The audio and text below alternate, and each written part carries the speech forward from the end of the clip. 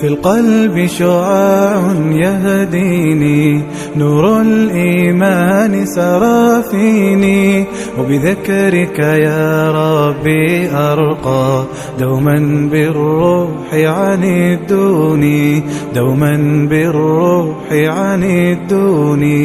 في القلب شعاع يهديني، نور الإيمان سرى فيني، وبذكرك يا ربي أرقى، دوما بالروح عنيدوني، دوما بالروح عنيدوني. بسم الله، مساء الخير عليكم خياتي ومرحبا بكم. ان شاء الله تكونوا كامل بخير وبصحة جيدة يا رب. قبل ما نبداو هذا الفيديو صلوا وسلموا على نبينا محمد عليه افضل صلاة وازكى تسليم. قبل ما نبداو فيديو تاعنا تاع نهار اليوم، نقول لكم اللي ما اشتركش في القناة يشترك في القناة ويفعل الجرس باش يوصلوا جديد القناة. نقول لكم بارطاجيو الوصفة مع الاحباب والاصدقاء باش تعم الفائدة، ونبداو على بركة الله باش نقدموا الوصفة تاعنا تاع نهار اليوم. اللي جبت لكم وصفة تاع مقلوبة بالبيتنجال والدجاج وحشيتها بالفيونداشي. وصفة بزاف بنينة، وصفة شتوية، وصفة توالم بزاف هاد الايامات. نبداو على بركة الله باش نقدموا الوصفة تاعنا. كيما شفتوني حطيت عندي زوج هادو المرسوة تاع الدجاج، حطيت لهم شوية تاع السمن وشوية تاع الزيت. كيما راكم تشوفوا راني نقلي فيهم في اليدام مليح حتى يتحمرونا من كل جوانب.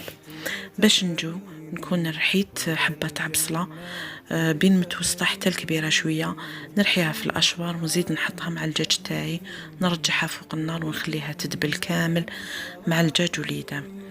وصفة قلت لكم توالم بزاف هاد الايامات تاع الشتاء والبرد، كيما توالم في هاد الايام المباركة تاع شعبان. الناس اللي راهي تصوم في هاد الايامات، وغدوه ان شاء الله يكونوا يبداو ايام البيض ان شاء الله. ربي يدخلهم علينا بالصحه والهنا، وربي يبلغنا رمضان ان شاء الله لا فاقدين ولا مفقودين.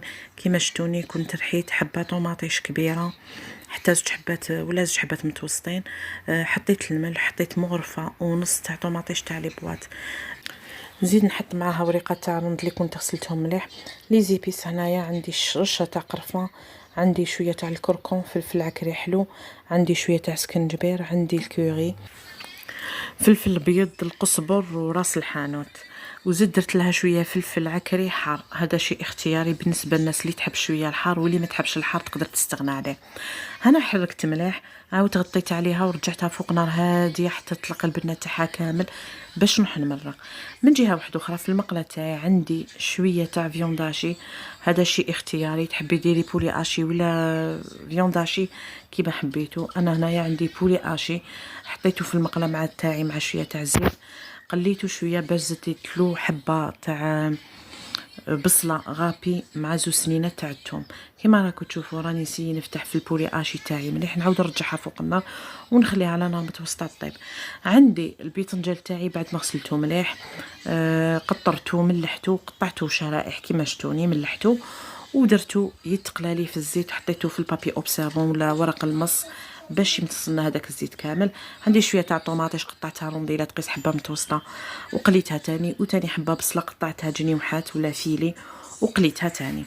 الرز هنا كيما شفتوني كيلت، عندي النوعيه هذه بسماتي، كيلت 3 كيسان تاع الرز وشمخته مليح بالماء، غسلته مليح ودرتو يقطر.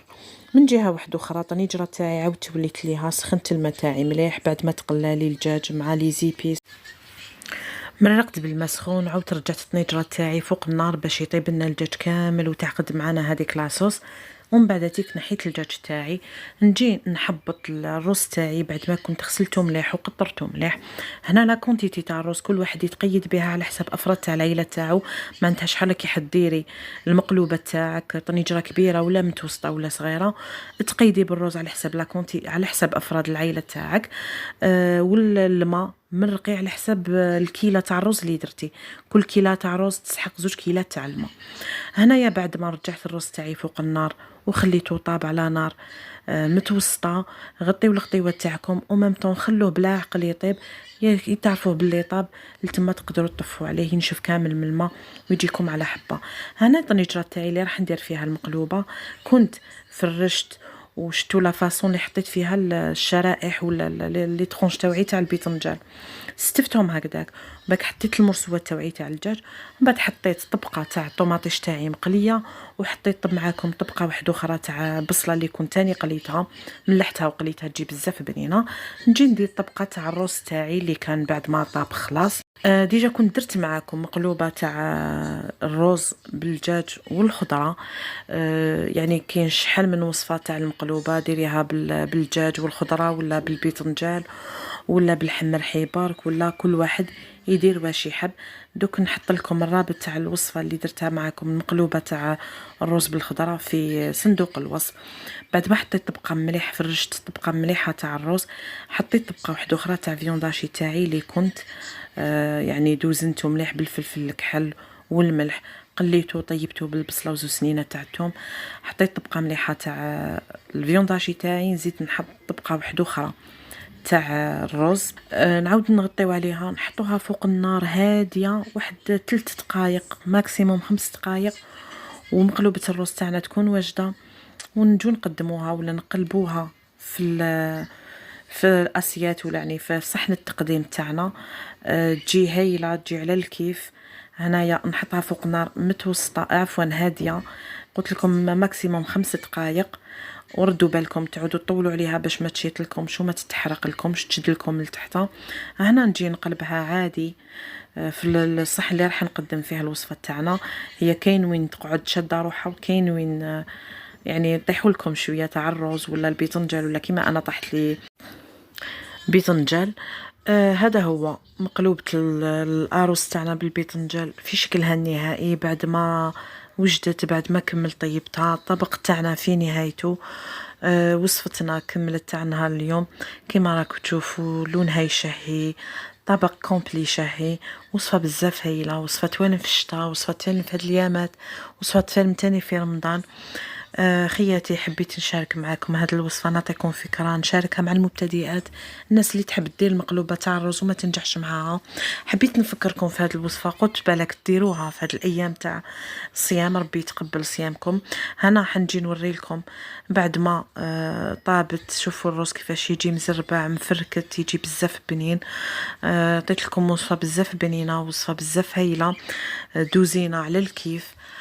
وهذاك الطبقه تاع الفيونداشي كي تاكلوه مع الرز راح يعطيكم ذوق بزاف خرافي بزاف بنين. وصلنا نهايه الفيديو خياتي، ان شاء الله تعجبكم وصفتنا تاع نهار اليوم، تجربوها وتنجحوا فيها.